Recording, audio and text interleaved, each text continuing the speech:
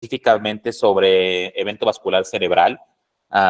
El objetivo de esta charla es principalmente la cuestión de la identificación y el manejo inmediato, básicamente en una situación de urgencia que a cualquiera nos podría tocar en cualquier contexto, ¿no? O sea, si trabajamos a lo mejor en hospital, si trabajamos en un centro gerontológico, si, inclusive hasta con nuestra misma familia, considero de vital importancia que todo fisioterapeuta esté capacitado en la identificación del evento vascular cerebral y después saber qué es lo que tiene que hacer, pero también saber qué es lo que no tiene que hacer. Hay que recordar que muchas de las situaciones de urgencia son tiempo dependientes, es decir, si nosotros no actuamos de manera oportuna, seguramente el desenlace de vida y de función va a ser pues desfavorable para el paciente.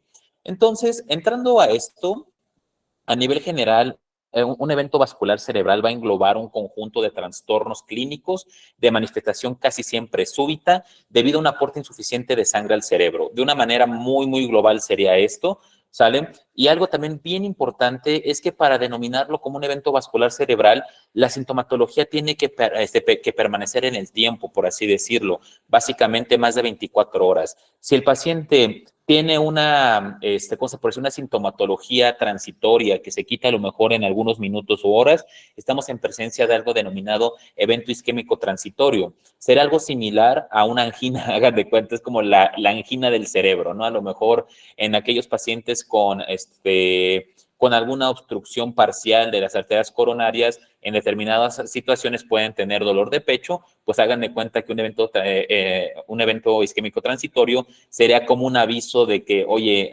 aguas, ¿no? Ahí hay algo anormal, seguramente hubo una oclusión parcial momentánea de flujo sanguíneo cerebral y probablemente la antesala para un evento vascular cerebral, pero es algo muy importante, ¿sale? Si bien para que sea considerado como un EBC tiene que durar más tiempo, la realidad es de que no nos vamos a esperar hasta 24 horas para ver si revierten los síntomas o no. Según la OMS, en la época prepandemia, el evento vascular cerebral pues era la tercera causa de muerte en el adulto a nivel global y la primera causa de discapacidad en el adulto, lo cual es pues bastante importante, ¿sí? Es una importante causa de mortalidad y yo creo que todos nosotros que somos fisioterapeutas nos hemos dado cuenta que es bastante frecuente tener pacientes con eventos vasculares cerebrales y que obviamente su nivel de severidad va a depender del tipo de EBC que tenga, pero sobre todo del manejo médico que se le haya dado al evento vascular cerebral y qué tan oportuno fue este manejo médico. A nivel global, el evento vascular cerebral tiene diferentes formas pues de generación, por decirlo de alguna manera. La más común es por la generación de un trombo, sí que va a ocluir de manera pues importante la perfusión cerebral. Hay que recordar que este trombo se puede generar en diferentes pues lugares, ¿sale? Inclusive puede migrar y hacer un embolismo.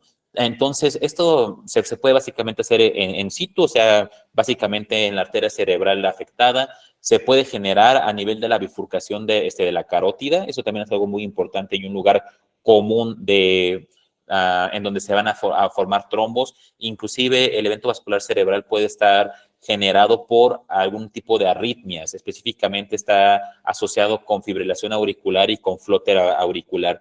Entonces, ojo con estos antecedentes, es un factor de riesgo para tener un evento vascular cerebral. Otro de los factores de riesgo muy importantes es la edad y claramente otro tipo de situaciones como dislipidemias, diabetes, hipertensión, en general todas esas enfermedades cardiometabólicas, pues es un factor de riesgo para desarrollar un evento vascular cerebral. Pero algo muy importante es la cuestión de la epidemiología. De manera global, el evento vascular cerebral se podría dividir en dos grandes grupos, que es el evento vascular cerebral de tipo isquémico, que básicamente va a respetar lo que le estaba diciendo ahorita, su fisiopatología va vinculado con la oclusión de una arteria cerebral por un trombo. Sin embargo, hay otra parte que es los eventos hemorrágicos, que básicamente se va a caracterizar por una hemorragia, ya sea a nivel intraparenquimatosa o cerebral, intracerebral, como se le quiera decir, o una hemorragia subaracnoidea. Entonces, en proporción, el evento, o mejor dicho, el evento vascular cerebral de tipo isquémico es mucho más prevalente que el tipo hemorrágico. Según la Asociación Americana del Corazón, la prevalencia del evento vascular cerebral de tipo isquémico es del 87%, en contraste al 13% del tipo hemorrágico. Eso va a ser algo muy importante, sin embargo, sí es un punto de partida.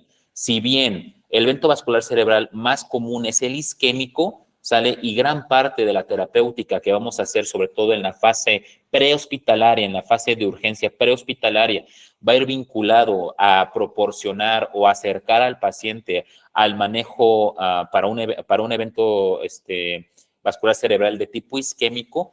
Algo fundamental y que voy a estar repite y repite y repite es que a nivel de la calle, en casa, en nuestra clínica, va a ser muy difícil la identificación así certera de si estamos en frente de un evento vascular cerebral de tipo isquémico o de tipo hemorrágico. Para eso se necesita un estudio de imagen y la cual va a ser prioritario para el manejo definitivo del evento vascular cerebral. Entonces, esta simplemente es una imagen en general de la diferencia entre un evento vascular cerebral de tipo isquémico y de tipo hemorrágico. Seguramente hemos visto muchos isquémicos, seguramente hemos visto algunos hemorrágicos, pero ambos pueden generar afectación neurológica catastrófica y son tiempo dependientes, ¿sale? Algo que vamos a estar mencionando de manera constante es que el tiempo es cerebro. Entre más nos tardemos en la identificación de este manejo y derivación de los pacientes, seguramente vamos a ir empeorando el pronóstico neurológico. Entonces, los cuadros clínicos pueden ser diversos, ¿sale? Esto va a depender de la arteria cerebral que vaya a estar afectada. Entonces, vamos a tener un amplio abanico de sintomatologías posibles dentro del evento vascular cerebral. Sin embargo, por epidemiología, principalmente la arteria cerebral que se afecta va a ser la arteria cerebral media.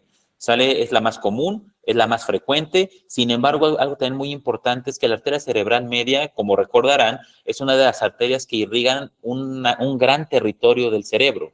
Entonces, una afectación a nivel de la arteria cerebral media, pues puede ser bastante catastrófico, sobre todo cuando se ocluye desde una forma como muy central, por así decirlo, o sea, que no es una ramificación más pequeña.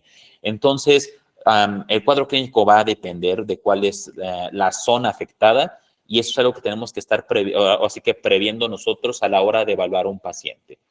Entonces, a nivel general, tenemos que el círculo arterial cerebral es quien va a perfundir todo el cerebro, eso nosotros ya lo sabemos, y que básicamente tenemos una anatomía bastante compleja, y dependiendo de cuál es la arteria afectada, como les mencioné hace rato, va a ser el cuadro clínico del paciente, va a ser el nivel de afectación y van a ser las manifestaciones clínicas. Ok, volviendo un poco al EBC hemorrágico, como les mencionaba, el EBC hemorrágico es alrededor del 13% de los casos de eventos vasculares cerebrales. Esto es por una ruptura de un vaso sanguíneo a nivel cerebral. Puede ser por alguna situación, por ejemplo, de malformación arterial a nivel cerebral, aneurisma, etcétera, ¿no? Puede haber diferentes condicionantes para la presencia de un EBC hemorrágico. Sin embargo, algo muy importante que hay que tener en consideración es de que el manejo definitivo del EBC es diametralmente distinto.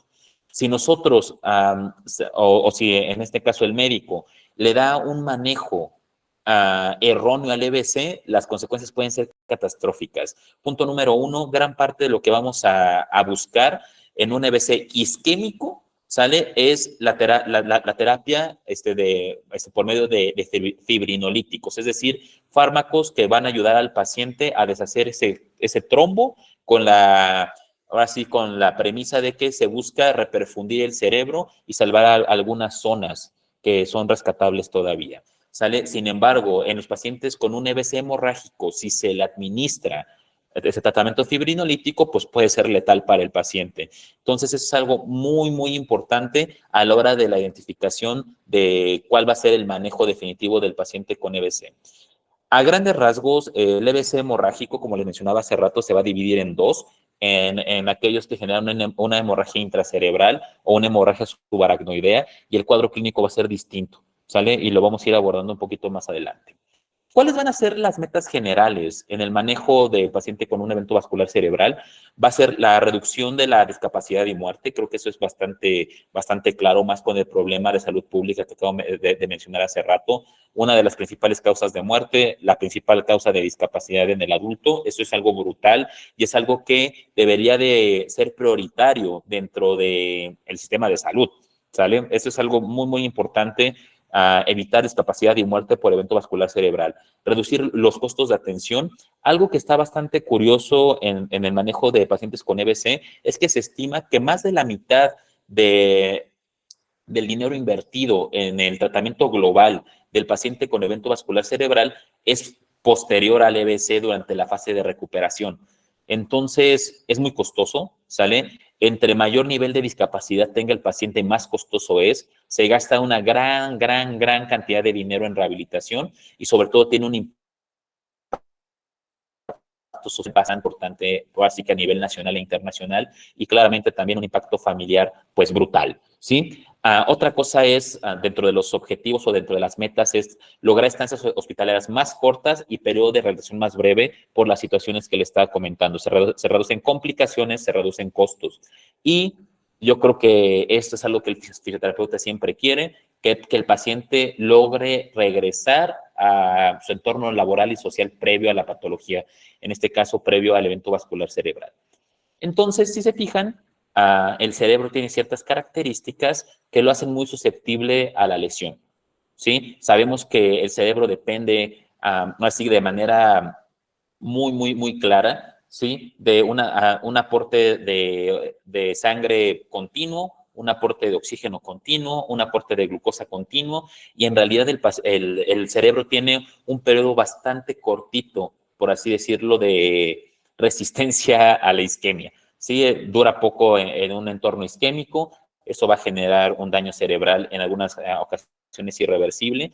Sin embargo, gran parte de los objetivos del manejo del evento vascular cerebral es salvar una zona que se conoce como sombra de penumbra isquémica. Esa sombra de penumbra isquémica, si bien tiene una modificación, sobre todo a nivel iónico, ¿sí? Es potencialmente recuperable. Es decir, si se reperfunde de manera rápida, seguramente esa zona va a volver a recuperarse, va a volver a tener una acción normal, por así decirlo. Sin embargo, si nos tardamos, si se persiste con la isquemia, seguramente el periodo la zona de penumbra isquémica también se va a ver afectada y la lesión neurológica va a ser más extensa. Entonces, es algo que tenemos que considerar. Y aquí hay que también considerar algo así crucial, ¿sí? Van a ver que gran parte de la charla va vinculado con la cuestión de los objetivos para manejo fibrinolítico.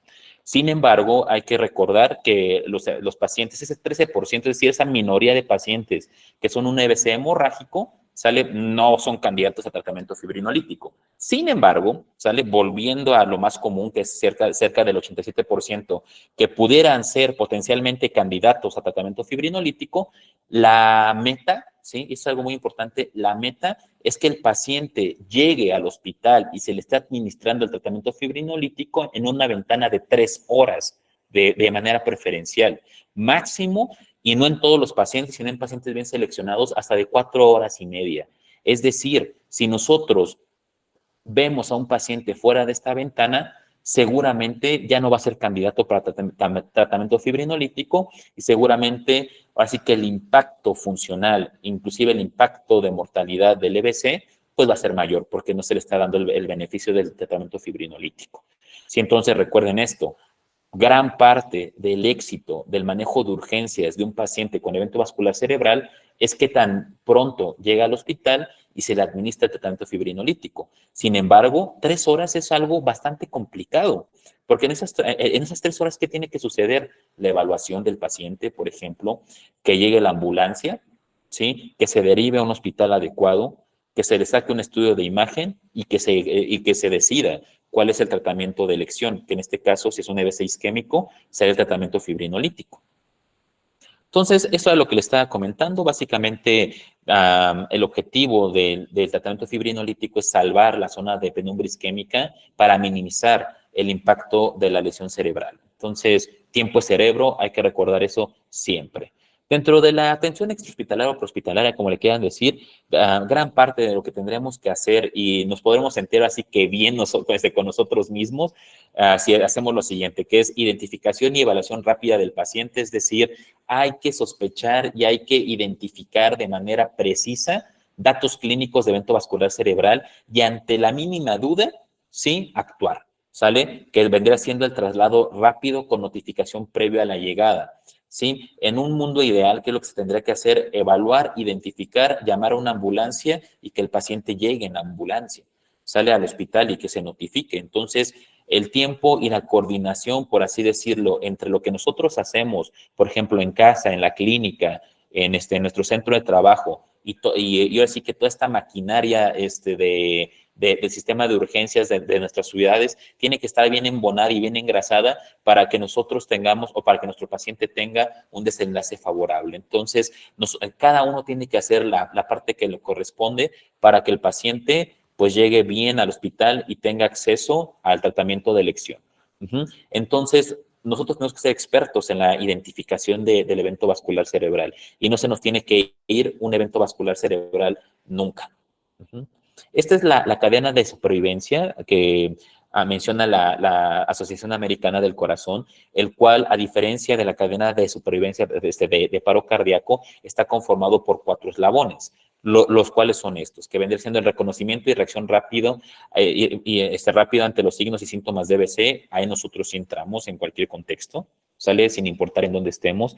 El despacho rápido del servicio de emergencias médicas, es decir, que tengamos acceso, por ejemplo, a un número de emergencias y poder notificar que existe un paciente con datos de evento vascular cerebral, ¿sale? Y que a su vez este sistema pueda mandar una ambulancia a la brevedad para que los tiempos se acorten y el paciente tenga mayor probabilidad de ser candidato a un tratamiento fibrinolítico, ¿sí? Otra cosa también importante es una vez que se traslada al paciente se tiene que notificar al hospital.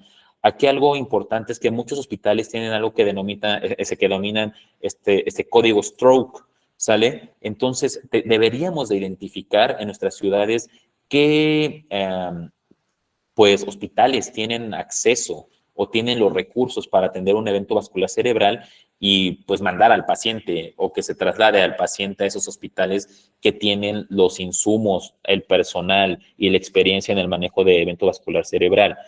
Un error que podríamos hacer frecuentemente sale es de que el paciente vaya con un médico general, por ejemplo, ¿no?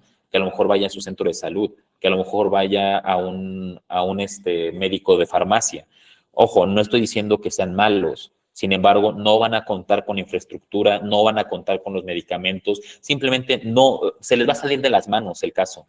Entonces, ante un evento o ante una sospecha de evento vascular cerebral, siempre llevarlo al hospital que puede resolver el problema. ¿Sale? Y también otra cosa importante que vendría siendo el cuarto eslabón es el diagnóstico y tratamiento rápido en el hospital. ¿Sale? Y algo fundamental que voy a estar repite es algo importante es si nosotros mandamos al paciente o se traslada al paciente a un hospital que no cuente con tomografía las 24 horas, la cadena de supervivencia se va a ver rota y seguramente el paciente no va a recibir el tratamiento adecuado.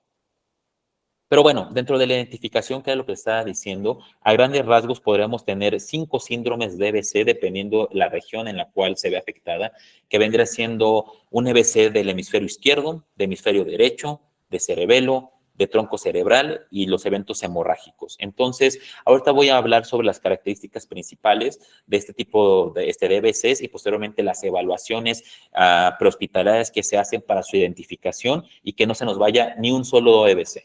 Entonces, dentro de los pacientes que tengan una afectación del hemisferio izquierdo, aquí me hizo favor el profesor Alberto Gómez de ponerse de modelo anatómico.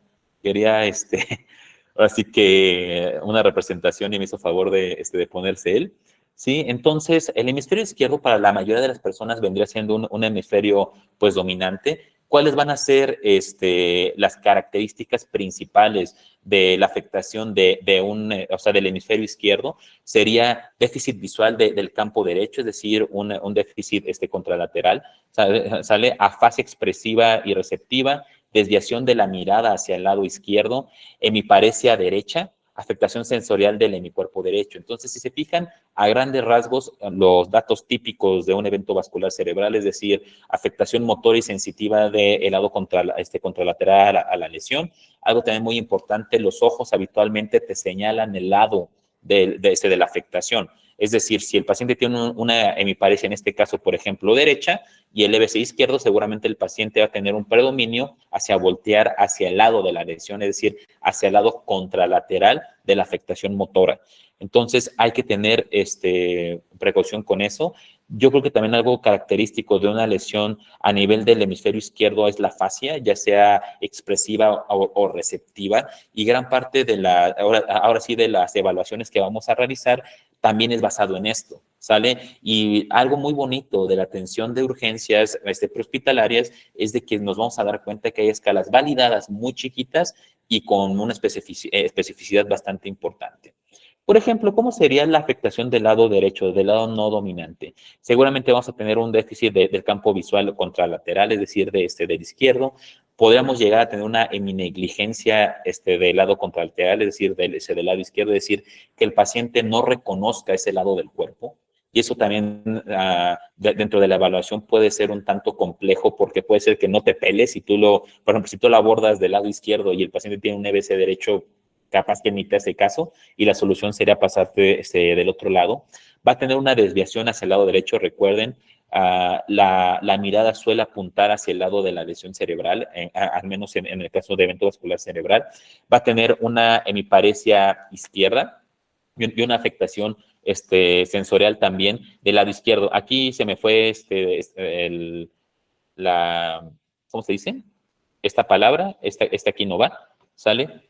Y lo voy a corregir, este no es derecho, sería izquierdo, ¿sale? A final de cuentas es contralateral, eso nosotros ya lo sabemos.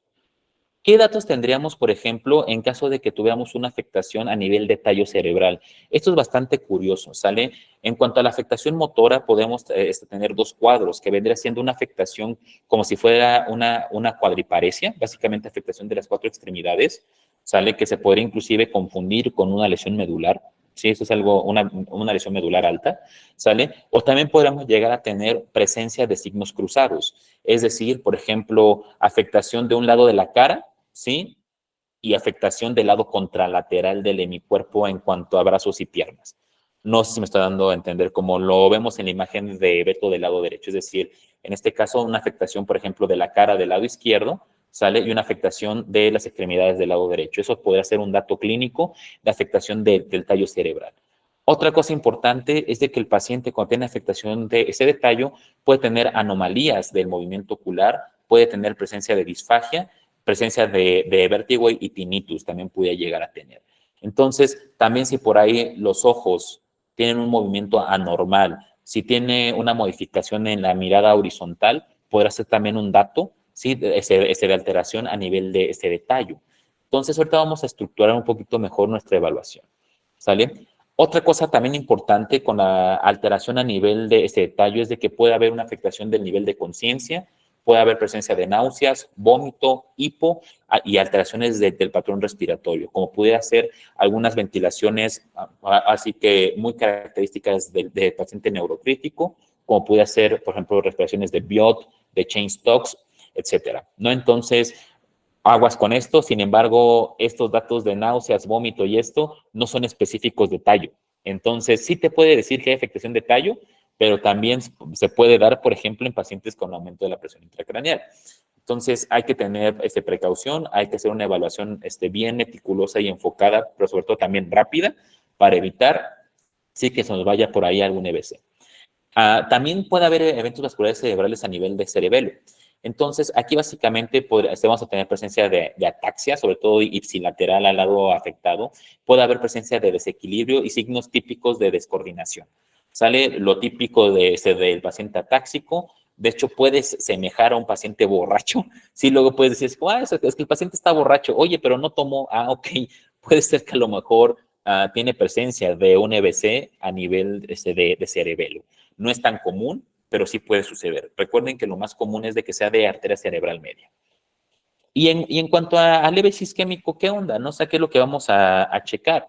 ¿Sí? Va a depender. Por ejemplo, si tenemos un EBC hemorrágico por hemorragia subaracnoidea, seguramente el paciente va a tener fotofobia, va a tener intolerancia a la luz y va a tener datos de irritación meningia, ¿no? Como pudiera ser rigidez y dolor de cuello.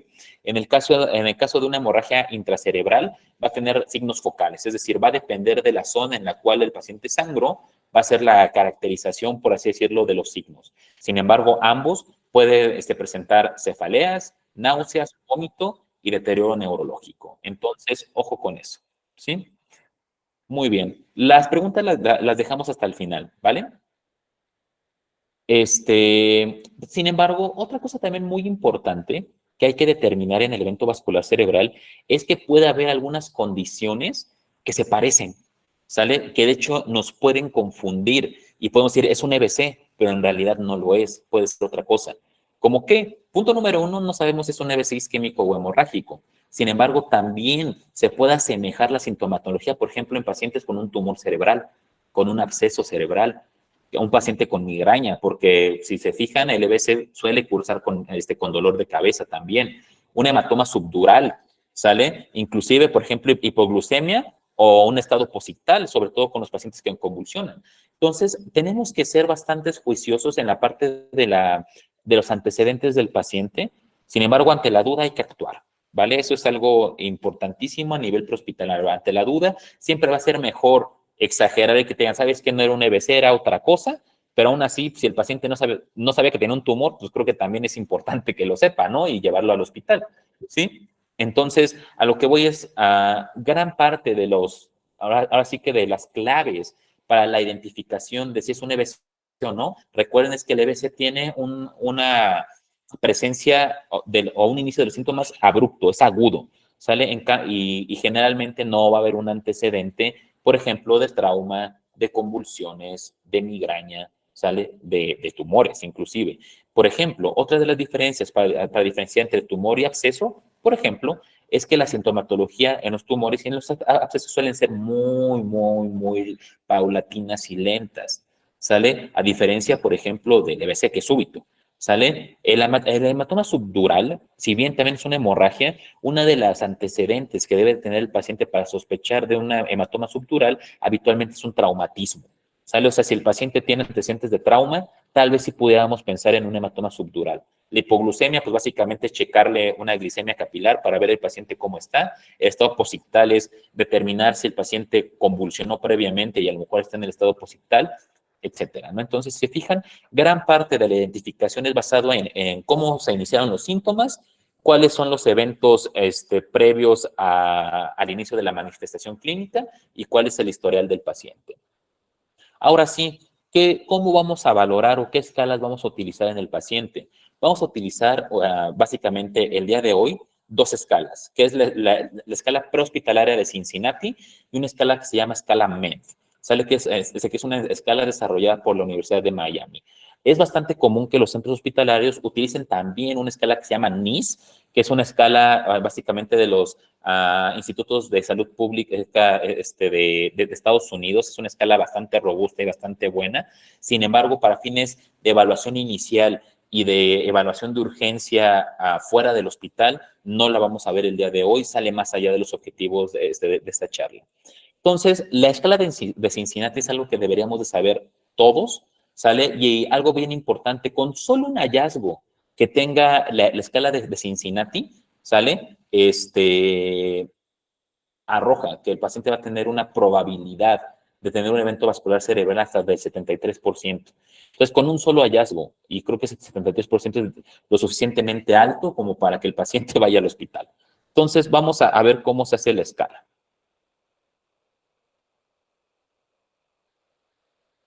Bueno, vamos a explicar la escala literaria de Cincinnati. Una de sus principales objetivos es la identificación de un evento vascular cerebral. Con un solo ítem que tenga, ya se puede considerar como una alta probabilidad de que el paciente esté desarrollando un evento vascular cerebral. Algo muy importante de la escala es que va a evaluar de manera específica la actividad cerebral media. Podrá haber algunos tipos de veces que pudieran no salir o no arrojar un resultado positivo con esta escala. Sin embargo, debido a la tecnología que la cerebral es la que principalmente está afectada, es muy importante y es la que generalmente se utiliza de forma rápida en el hospital. La escala de Cincinnati va a consistir de 3 ítems. Punto número 1, el ítem facial, en el cual se va a pedir al paciente: Sandra, ¿podrías sonreír, por favor? ¿Sí? ¿Podrás enseñar los dientes? Ok, de esa forma se va a estar visualizando la simetría facial. Entonces, posteriormente lo que se va a hacer es lo siguiente: Sandra, por favor, deseo que las manos estén arriba, vas a mantener en esa posición tus brazos, ¿vale? Lo voy a soltar. Y lo que se tiene que observar es si hay un descenso, inclusive si se voltea la palma hacia la parte de abajo, se considera como algo positivo. Baja las manos, por favor, Sandra. Y el último es verificar si el paciente tiene disartria o algún tipo de afasia, en el cual se va a pedir que repita una frase común. ¿Puede repetir, por favor, Sandra? El perro de Manolo no tiene cola. El perro de Manolo. Ok.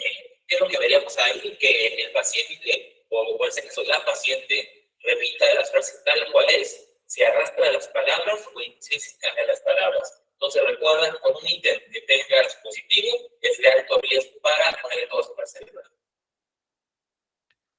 Ok, como podrán observar aquí, la escala es bastante sencilla. Son 3 ítems, como vimos ahorita en el video con Sandra. Es la cuestión de la simetría facial, es decir, pedirle al paciente que sonría o que enseñe los dientes.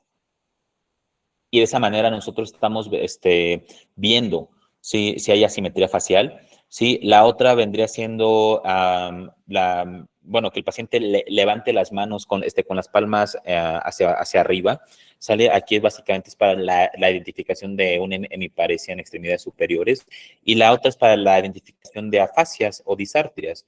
¿No? Básicamente, como escucharon, es de que el paciente repita una frase. En este caso, le pedimos que repitiera: el perro de Manolo no tiene cola, y mejor dicho, evaluamos si la paciente no cambia palabras, si no arrastra palabras, o inclusive si no te entiende lo que le estás diciendo. ¿Vale? Pero hay otra escala que se puede llegar a utilizar. ¿Pero qué diferencia va a haber? Que la escala de Cincinnati, ahora sí que es la de batalla, es la que se va a realizar siempre que tengamos sospecha de un evento vascular cerebral. Siempre, siempre, siempre. ¿Sale? Sin embargo, ¿sí? La escala MEND es una escala un poco más profunda que habitualmente se puede realizar cuando tenemos más tiempo, como pudiera ser, por ejemplo, durante un traslado, a lo mejor en ambulancia.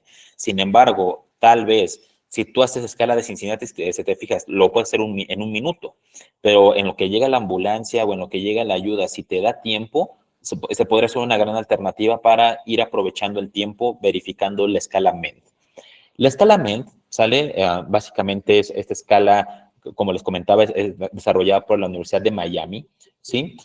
Que tiene 3 rubros. De hecho, se fijan, hay unos ítems que están en color verde, que básicamente incluye lo que aborda la escala de Cincinnati, ¿sí? Y vamos a ir viendo cada uno. Se valora 3 cosas que vendría siendo estado mental, nervios craneales o pares craneales y extremidades. Entonces, dentro del estado mental, básicamente, ¿qué es lo que se le va a pedir? Punto número 1, identificar el nivel de conciencia del paciente por medio de la mnemotecnia ABDI. Para quien no lo sepa, ABDI quiere decir: A es de alerta, B es de verbal, D es de estímulo doloroso e I es inconsciente. Es decir, determinar tu paciente a qué estímulo responde. Si está totalmente alerta, si responde al estímulo verbal, si responde al estímulo doloroso, si el paciente está inconsciente. Ese sería el punto número 1. El punto número 2 es pedirle al paciente que diga: el perro de Manolo no tiene cola, ¿sale? Que lo repita. Aquí va a haber algo muy importante. Recuerden que en toda urgencia siempre se tiene que asegurar primero el A, el B y la C. Sale decir, verificar si el paciente tiene una vía aérea permeable, que esté respirando bien y que no esté en paro. Posteriormente de eso, sale dentro de la evaluación del paciente, pues es A, B, C, D. Y la D quiere decir déficit neurológico.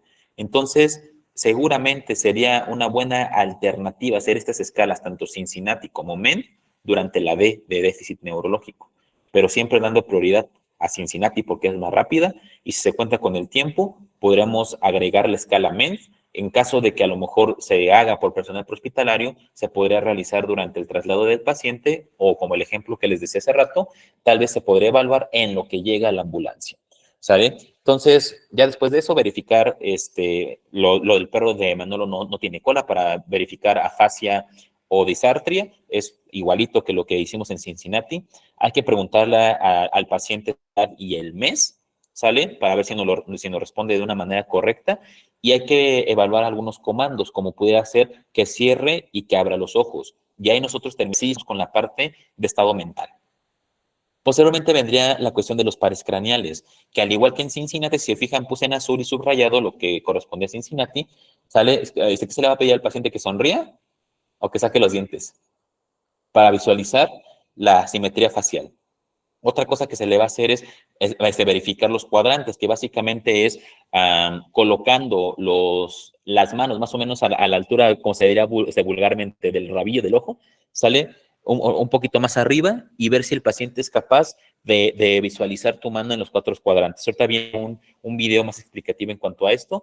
Y el último sería la cuestión de la mirada horizontal, que básicamente que siga el movimiento de tu dedo, ¿sí? Y aquí estaríamos verificando pares craneales. En la cuestión de las extremidades, vamos a evaluar nuevamente lo mismo que Cincinnati, pero aquí con los ojos cerrados. Así, cierren los ojos, alce los brazos y manténganlos ahí. Sin embargo, vamos a hacer una evaluación más enfocada en otros aspectos. Por ejemplo, el otro punto sería alzar una pierna y después la otra. Obviamente el paciente va a estar sentado, ¿sale? Otra cosa es de que vamos a evaluar la sensibilidad de brazos y de piernas y también se va a valorar la coordinación. Se fijan aquí, también nos va a permitir toda esta evaluación, ¿sí? Toda esta evaluación MEN, verificar cualquiera de los 5 síndromes, ¿sale? Ya sea de hemisferio izquierdo, hemisferio derecho, tallo cerebral, cerebelo o que sea hemorragia. Hay que recordar, por ejemplo, se va principalmente, por ejemplo, con cuestiones relacionadas con la mirada horizontal, por ejemplo, con los cuadrantes, ¿sale? Pero principalmente con la mirada horizontal, presencia de disfagia, etcétera. Pero, por ejemplo, también en la parte de coordinación nos permitirá la identificación de un síndrome a nivel de cerebelo. Entonces, este es un video en el cual se explica la escala Menza. Ok, otra de las escalas que se utilizan para la evaluación de evento vascular cerebral, que hay que aclarar algo, esta habitualmente se va a realizar durante el traslado del paciente. En primer lugar, se hace la escala de Cincinnati, posteriormente se puede hacer escala que se llama escala MED, que fue desarrollada por la Universidad de Miami. Y de hecho, se van a dar cuenta que va a integrar unos puntos de la escala de Cincinnati. Entonces, punto número 1, se tiene que checar APTI, que es para el estado de alerta, es decir, en este caso, Melissa, por ejemplo, está en A, que vendría siendo que está básicamente alerta en caso de que respondiera a estímulos verbales, pues sería B, etcétera, etcétera, simultáneamente. ¿Vale? Posteriormente lo que tendríamos que hacer es la evaluación de la parte del lenguaje. ¿Podrías repetir, el perro de Manolo no tiene cola? ¿Ok? Y tenemos que verificar si no hay alguna alteración. ¿Vale? ¿Me podrías decir, Clara? ¿En qué mes estamos? ¿Ok? ¿Puedes cerrar los ojos, por favor? ¿Puedes abrirlos ahora? Muy bien. Aquí ya concluimos con la parte de la evaluación del estado mental. Ahora tenemos que pasar a la evaluación de los pares craneales. ¿Podrás enseñar los dientes, por favor?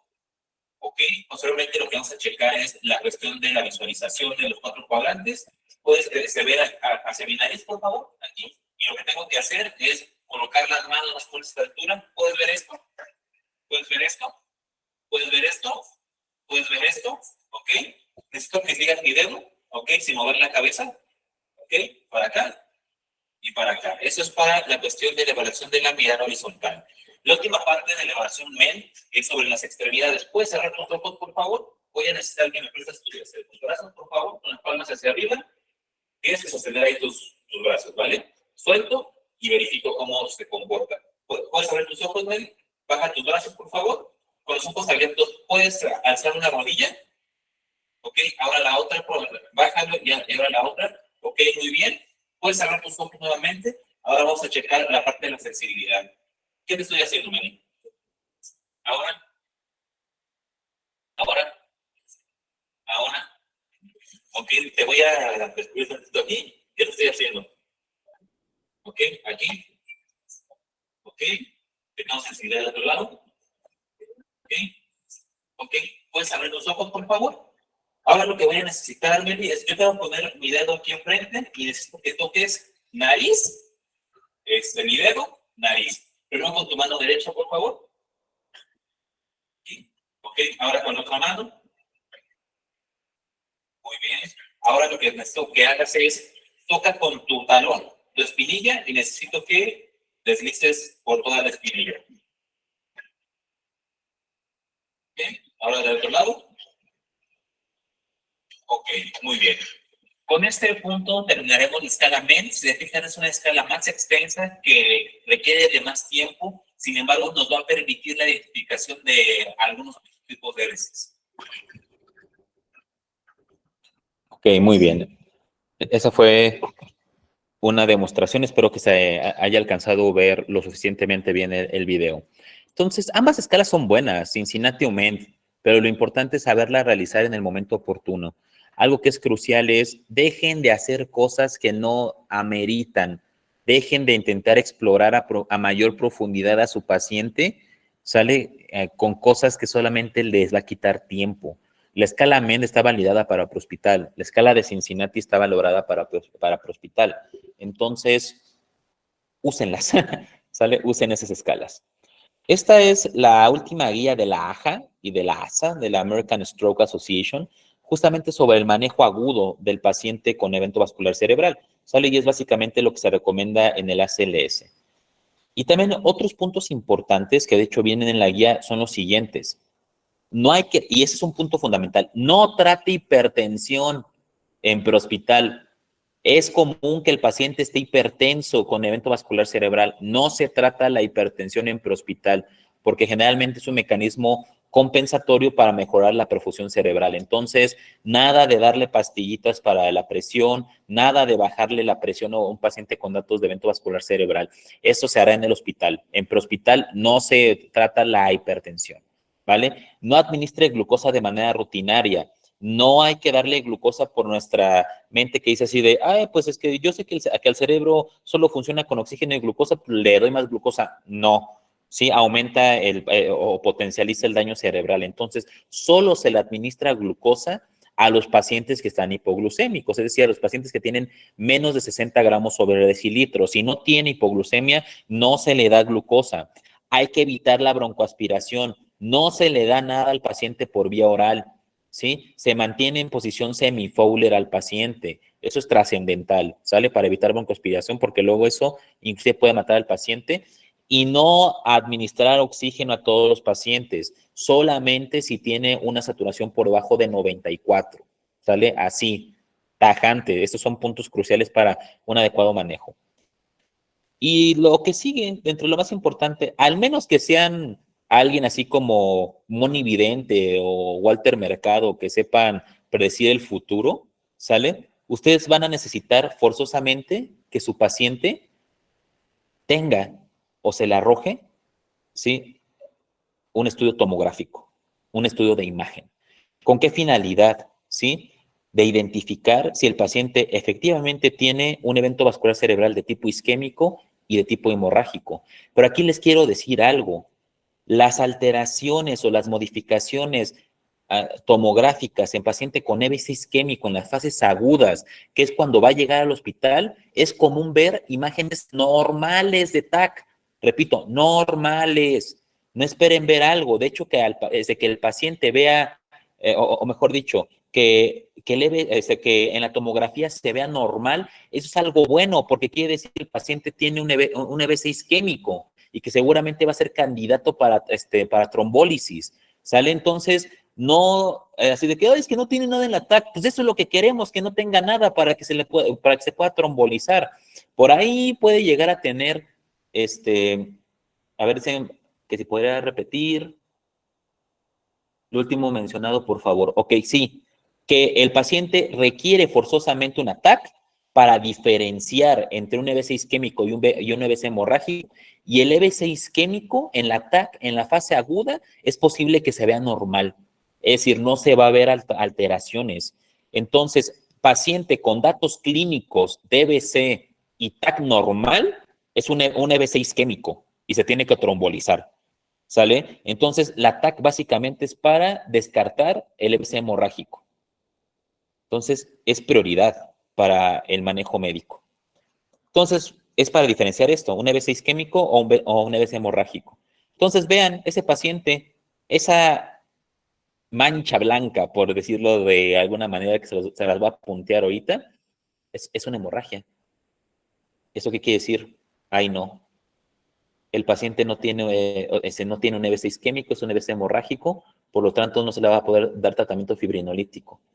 ¿Sale? Entonces la alteplasa, que es el RTPA o el manejo fibrinolítico de elección que casi en todos lados utilizan, en este caso, con esta TAC, no se va a realizar. No se puede darle fibrinólisis a este paciente. Sin embargo, a lo mejor tienen un paciente con estas características, ¿no?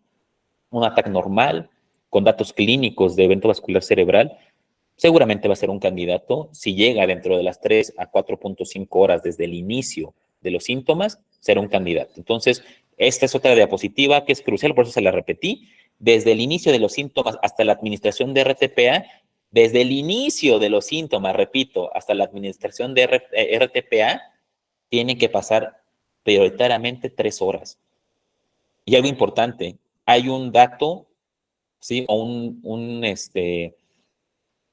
un concepto que se en EBC, que es ¿no? Last known web, que básicamente es ¿cuándo fue la última vez que tuviste al paciente sin sintomatología? Entonces, ojo, el tiempo corre desde la última vez que el paciente se vio bien, no desde que lo encontraste. Eso cambia mucho las cosas. Supongamos que a lo mejor, desafortunadamente, te tocó a lo mejor que a tu abuelita, por ejemplo, ¿sí? Tú a lo mejor al siguiente, durante la mañana vas a su habitación y te das cuenta que tiene datos de BC, pero resulta que la última vez que la vieron fueron a la hora de la cena. Ok, pues el tiempo no corre desde que tú la encontraste, corre desde el momento que la viste por última vez, que fue a la hora de la cena. ¿Sale? Entonces, esto es fundamental para saber si cumple con estos criterios de las 3 a las 4.5 horas. Entonces, recuerden, el tiempo corre desde la última vez que se vio el paciente bien. Entonces, nos podría suceder esto. Cuando identificas correctamente el EBC, activas el servicio médico de urgencias con el 911, la ambulancia llega rápido, pero se traslada al paciente, perdón, a un hospital sin TAC. ¿Cómo quedas? Quedas así. ¿Por qué? Porque ya se rompió la cadena. Ya no se le va a poder dar la atención al paciente. ¿Sí? ¿Por qué? Porque a final de cuentas necesitamos que se le haga una tomografía para hacer la diferenciación entre hemorragia y un EBC isquémico. ¿Sale? Entonces ahí se puede romper toda la cadena y que al paciente le vaya mal. Entonces, si se fijan, hay muchos eslabones involucrados. ¿Cuáles van a ser algunas de las contraindicaciones para que el paciente se le pueda administrar fibrinolíticos? Que haya tenido un traumatismo craneoencefálico, que haya convulsionado, que esté tomando anticoagulantes, que tenga antecedentes de hemorragias, que tenga hemorragias activas, que haya sido puncionado en una arteria no comprimible los últimos 7 días, como puede ser a lo mejor que haya tenido un catéter, por ejemplo, subclavio, ¿sale? Que haya tenido un EBC isquémico reciente y también una tensión arterial por encima de 185 o tensión arterial diastólica, una tensión arterial sistólica por encima de 185 o una tensión arterial diastólica por encima de 110. Oye, Miguel, pero tú me dijiste que no se debe de tratar la hipertensión. En prehospital no. En el hospital, si el paciente cumple con los criterios para fibrinólisis y la única contraindicación es de que esté hipertenso, seguramente se le va a controlar la presión con algún fármaco, como puede ser la betalol o algo similar, sale para regularle la presión y quitarle esa contraindicación y se puede hacer fibrinólisis. Pero algo muy importante es, eso es a nivel hospitalario. En prehospital se recomienda no tratar la hipertensión, ¿sale? Recuerden, es un mecanismo compensatorio.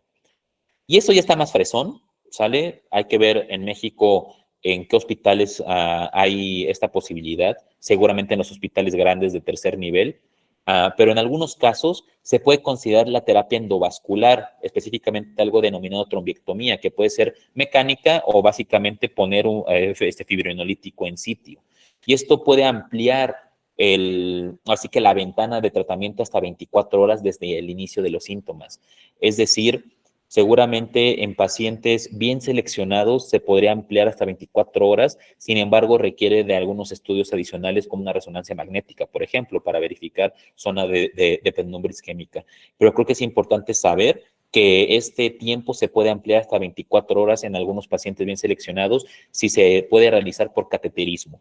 ¿Sale? Es decir, seguramente se le va a meter un catéter al paciente, se va a quitar el trombo o el coágulo, por así decirlo, por medio de cateterismo. ¿Cuál es la problemática? Si a duras penas luego hacen tratamiento fibrinolítico, pues la terapia endovascular, ¿cómo es esto? Seguramente va a ser menos factible y menos real en la mayoría de los entornos mexicanos. Este es el algoritmo más reciente de la AJA sobre manejo de pacientes con evento vascular cerebral. Dentro de lo primero, el punto número 1, como lo hemos estado viendo desde el principio, es identificar signos y síntomas de posible evento vascular cerebral y activar el sistema de respuesta a emergencias. El número 2 sigue el ABC, como le estaba comentando, administrar oxígeno en caso de que el paciente tenga una saturación por debajo de 94, iniciar el protocolo de EBC, realizar una exploración física, por ejemplo, con escala de prehospitalaria de Cincinnati y posiblemente con escala de MENT. También se puede adicionar otra escala, sale que se llama RACE, que ahorita vamos a ver, que es para identificación de oclusión de grandes vasos. ¿Sale? Hay que establecer la hora del inicio de los síntomas, hay que verificar la glucosa y recordar no dar glucosa de manera rutinaria. Habitualmente la vía de administración obviamente va a ser por vía intravenosa, no por vía oral, porque dijimos que eso puede hacer que se broncoaspire el paciente. Nada de darle su coquita al paciente, porque parece que en urgencias, no sé, en el AMLS, en el ACLS, viene la dosis de coca, porque todo el mundo quiere resolver hipotensiones, CVCs, infartos, todo con coca. ¿Sale? Bueno, con Coca-Cola, no con otra cosa. ¿Sale? Entonces, ojo con eso. Y también algo muy importante es la derivación a una sala o a un hospital que cuente con el recurso de la tomografía. ¿Sale? Si no hay tomógrafo, ¿para qué lo llevas? ¿Para qué lo llevas ahí? Entonces, en muchas ocasiones es preferible, luego queremos llevar al paciente rápido a cualquier hospital y es más inteligente tal vez tardarnos un poquitito más en llegar al hospital, pero que tenga todos los recursos, que tenga tomógrafo, ¿sale? Para que ahora sí se haga adecuadamente la atención. Y otra cosa también fundamental es, lo idóneo sería que el paciente siempre llegara en ambulancia, para que se notificara que llevan un paciente con probable BC. Porque es diferente tú llegar en tu coche y es como, ay, ¿qué está pasando? A que la ambulancia notifique. Aparte que se le va a dar la atención ahora sí que durante el traslado, obviamente, ¿sale? Pero también es diferente o sea, que la ambulancia notifique, hay un paciente con datos de BC, se activa ese código stroke y el hospital ya sabe que tiene que recibir al paciente, algo muy importante en gran parte de los hospitales, ¿sale? Lo que es infarto al miocardio y EBC son prioritarios para los estudios bueno, en este caso, para el manejo de urgencias y específicamente el EBC para los estudios de imagen, ¿sale? Entonces, pocas cosas son más importantes que la realización de una tomografía a un paciente con sospecha de evento vascular cerebral, ¿sale? Entonces, ese es un punto fundamental. Llévenlo a un hospital con tomógrafo, si no, las cosas no van a salir del todo bien.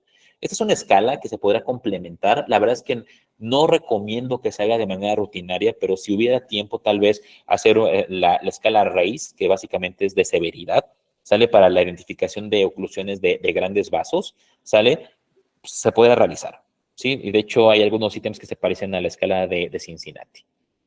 Este es el algoritmo, por ejemplo, en caso de pues básicamente de pacientes con EBC y con sospecha de oclusión de grandes vasos, pero la verdad es que, en conclusión, para no hacerles tanto show, ¿sí? Lo que tenemos que preguntarnos para el despacho, para saber a qué hospital se tendrá que llevar al paciente, es lo siguiente: si tiene tomografía, si puede realizar tratamiento fibrinolítico, o inclusive si tiene cateterismo y pueden realizar una intervención por trombectomía.